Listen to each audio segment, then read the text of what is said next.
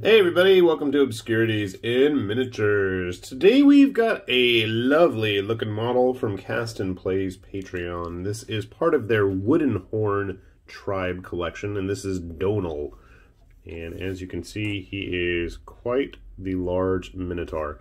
So he consists of 4 pieces, and I'll be honest, he was a bit of a headache for a couple of different reasons. First of all, he has all kinds of fun little doodads hanging off of him everywhere. He's supposed to have a little charm hanging off of his sword right here. There's arrows impaled in him all over the place, and I don't know how many I broke off at this point. He actually had a bunch of little feathers hanging off of his chains. And you know what? I actually did get everything off the plate in one piece. And mind you, I've had horrible luck lately with everything I've printed. And this is on my new screen and everything. It's just the supports don't want to work. But the cast and play stuff, everything came off flawlessly. This is 100% me ruining the models with just the poor manhandling that's been going on, unfortunately. So, as a precautionary note, be careful handling this stuff as soon as you get it off the plate. I don't know how many little trinkets I broke off of this guy, unfortunately. So, as you can see, he's quite the large model. I've got my Inquisitor friend here, and this is at the 100% scale. So you can see here, he's going to be quite impressive when he's finished. Unfortunately, I didn't realize early on, and I know that the cast and play crew actually did reach out to me and have corrected this. This is from the pre-supported version, as I was saying. You'll notice that he's got this kind of buckle thing on his belt there, if I can get it in focus better. There we go. And unfortunately I chipped it. So you've got the circular spot here that the torso is going to go on. Unfortunately, there's no space to fit everything in because of his rock hard abs here. So there actually is a corrected version now, and he does have a little indentation cut out ahead of time for his torso. So I'm of two minds. I'm like, I've already printed this torso, and everything seems to fit together really nicely.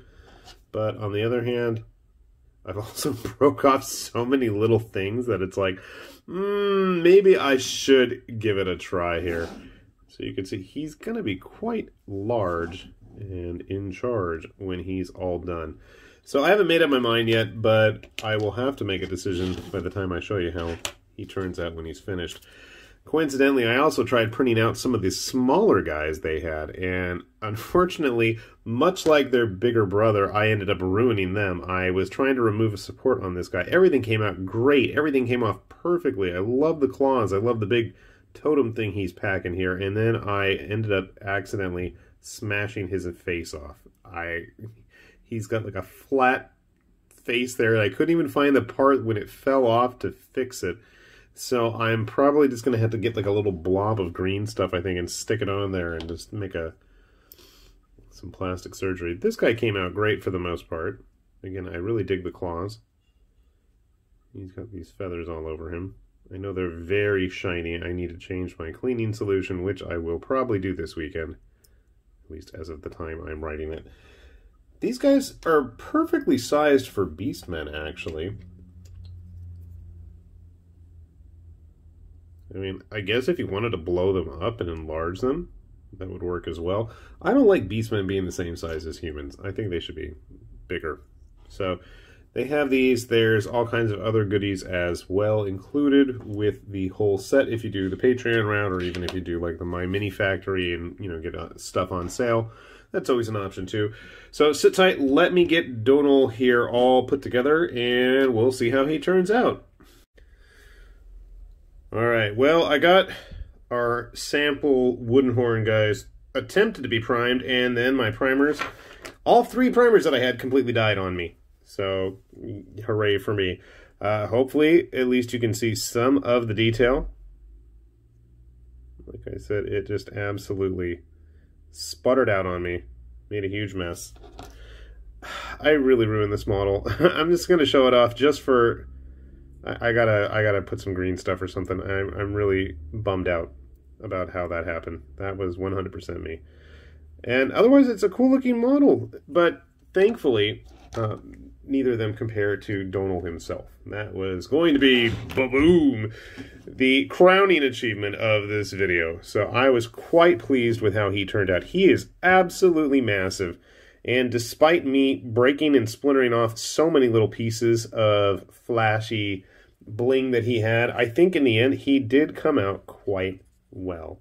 I did clean up his torso as best I can, which admittedly isn't the greatest, but it is cleaned up. He's going to be huge. I think, you know, he's either going to, this is a 100mm base. I think he's either going to need to be on 100 or an 80. I can't see him, here's a 60. Maybe he can squeeze on there. No, I'd say at least an 80. Maybe some kind of funky oval if you wanted to do that. Now, grabbing a couple other models just to show you how big he is. And of course, if you really wanted to scale him down, you know, nobody's stopping you. I'd scale it up just because I'm crazy like that, but I think he is perfect at this size. So grabbing one of my, this is like my gold standard when it comes to measuring minotaurs from Zealot Miniatures. But you can see here, yeah, we got a new boss in town. I think this is even going to be bigger than like the general one who I would dig out, but he is put away and I don't feel like hunting him down at the moment. Grabbing a GW Ogre so you can see just what you're dealing with. I think, honestly, you could probably get away with using him as some kind of even a greater demon or something if you really wanted to go that route. Any excuse to use big-based monsters, I am 100% in favor of. So, here, you know what I do? I have a creature caster greater demon over here.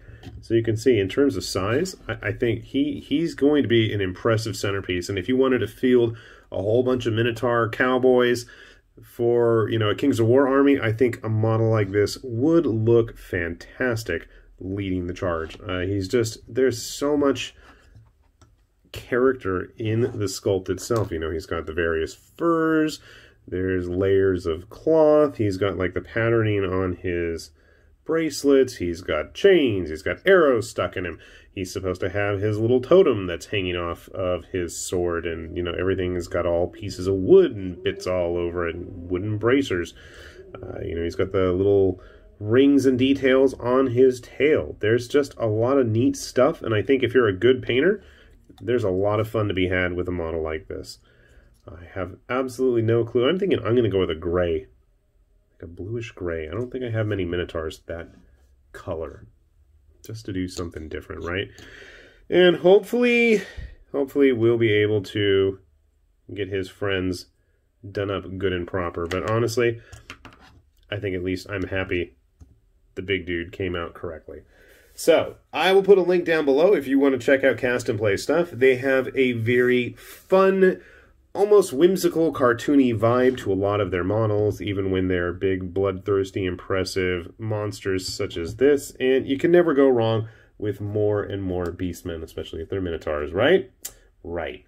With that said, this has been High Lord Tamberlane with Obscurities and Miniatures. Saying thanks for watching, and we'll see you back here soon. Bye-bye.